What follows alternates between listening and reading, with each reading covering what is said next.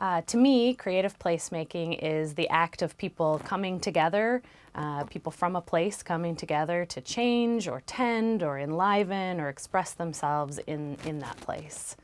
And I think that creative placemaking should be intended to do what the residents of that place want it to do. So if they want a more lively streetscape, or they want to support local businesses, or they want to make spaces for people to play together and come together and build social capital, or they want to improve the community or the economic conditions of that place, then that's what creative placemaking can do.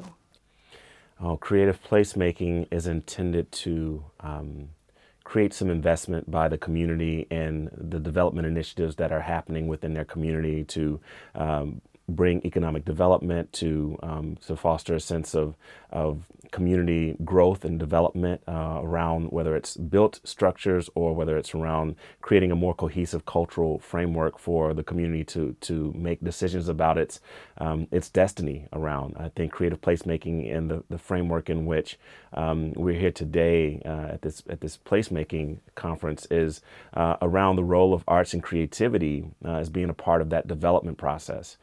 So I think creative placemaking in that framework is more of harnessing our creativity to imagine different ways of doing, different ways of being, and having culture and art to be at the center of that process.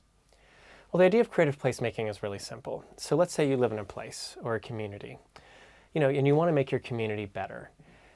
There's no silver bullet for that, right? You really have to look at probably 100 different tools that you need to use at once to actually make your community better. So you need a housing strategy, you need a transit strategy, you need a job strategy, an environmental strategy. Creative placemaking is really about what is that arts strategy? How do you bring those arts-based tools to the table? So it's really about how do you engage with artists and arts organizations in the process of making your community better. And that can be communities of all sizes. I think there's a lot of demand for creative placemaking and that kind of creative problem solving right now, because I think that, sort of regardless of sector, we look across a lot of the systems that we have in this country, and I think one thing that most people can agree on is that they're not really working to their full capacity, or they're not really serving all people equally. And so I think there's a lot of demand for creative thinking and creative ideas. Oh, the demand is always greater than what we can meet as an organization. We're seeing on average 20 to 30 projects that are just coming through our own organizational pathways of the things that we are trying to support.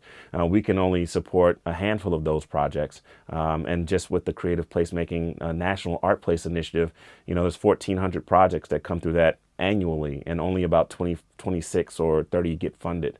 So you think about the amount of requests that are being served and those that are actually making it through the end of the process to actually get funded. I mean, people put together the funding for creative placemaking in many different ways. It does depend on the place you live in. A town of 12 people has less resources than New York City. And so I would typically say there's sometimes foundation support. It might be other government agency support, because a lot of our projects are partnerships between local governments and arts organizations. There's a lot of partners at the table already. You can't do this work alone. Nobody, like I said before, there's no way to do community development work as a silver bullet. So we find that the average number of partners on an Our Town grant is around 15, which is, if you've ever done partnerships, that's a lot. It's hard to do partnerships. So we find that those other partners bring money to the table. There's fundraising that needs to happen. It might be individual donors through something like a Kickstarter. It might be other foundations. It might be other government agencies. But all of our grants at the agency have to be a one-to-one match. And you will find that everybody meets that match very easily. Springboard for the Arts is an economic and community development organization based in Minnesota. We're based both in the urban area of the Twin Cities of Minneapolis and St. Paul, and also in a rural community called Fergus Falls. So right off the bat, that idea of rural-urban exchange is really important to us. And in terms of creative placemaking, we've really seen creative placemaking and the engagement of artists, local artists, in other sectors and in community development issues to be really powerful in both urban and rural settings. So in our rural program office, we've done a whole set of programming around the community's relationship to a historic mental hospital that's been vacant for about 10 or 15 years, an enormous amount of vacant space for a small community to deal with, and a space that has a really complicated history and relationship to the community. And so over the course of several years, artists have designed projects that invite the community to come onto the grounds of that vacant hospital, to share stories of what it was like to work there or be hospitalized there. We have a residency program on the grounds in the former nurses' cottage where artists both from the community and from across the country come and make work that has some relationship either to the ideas of historic preservation or mental health. And I think the impact of that work is that when we started it, I think we and other folks in the community thought those projects were specifically about preservation and redevelopment of the space. And what's happened over the last 5 years, to me, is something much more profound. They've become projects that are about how a community's relationship to mental health and to mental health as part of its culture has changed. And I think that's a very specific impact to that community of Fergus Falls, but it also, I think, has a lot of resonance for other communities that are dealing with industries that aren't there anymore. Alternate Roots is a 40-year-old member service organization based in the South and serving 14 states in the District of Columbia. It's an organization that is there to support the creation and presentation of original art in all of its form that comes from a particular place, tradition, or spirit.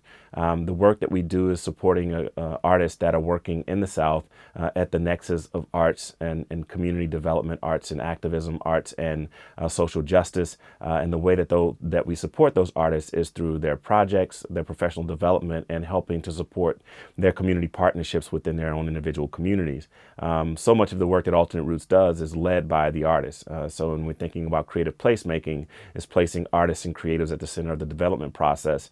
Alternate Roots works as an organization that places artists at the center of community development from an artistic standpoint. So the work that we've been doing, the project that we've been supporting are projects like Cry You One, which is a project out of New Orleans, which focuses on the disappearing wetlands on the Louisiana coast and harnessing a space for the communities that have been in those areas for long periods of time to be a part of that process about what happens, what should happen, what is actually being lost as we're actually losing land.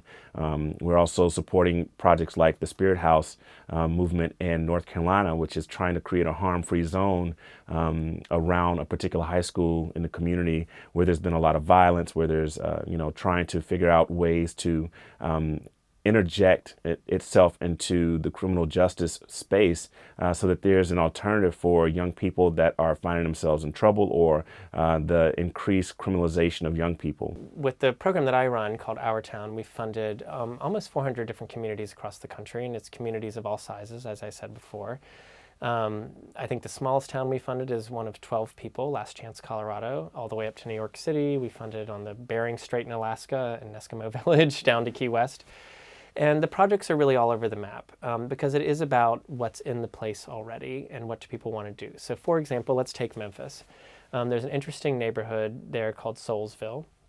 And there's a set of folks there who really want to, this is a traditionally African-American neighborhood that has dealt with many of the typical issues that an African-American neighborhood has. And they're looking for economic development, they're looking for ways to help their youth. And what they decided to use was soul music and the power of music to help with that. So they opened a soul museum, and they've opened this thing that's a house. It's a house that they've renovated into a series of music studios and performance spaces where they're teaching the youth from the neighborhood skill sets that they can then use to go into the music industry. I think that the field of creative placemaking is still very new and is really on an upward trajectory. I feel like there's a real movement growing around the idea that artists are valuable people in a community, that they are this sort of untapped and under-resourced, almost like a natural resource that every community has access to, every block in every city and every town has access to artists and to creative thinking, but we haven't really, I think, even begun to scratch the surface of tapping into that resource. So I think there's a lot more that's possible, and a lot more that I'm looking forward to see happen.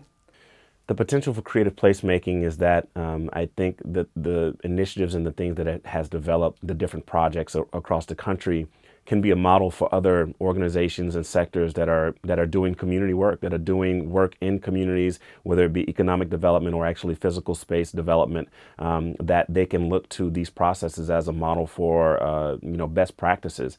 I think that the ongoing challenge for creative placemaking, like all community development work, is that that's sustainability, right? This is long-term work. You don't get a building built overnight.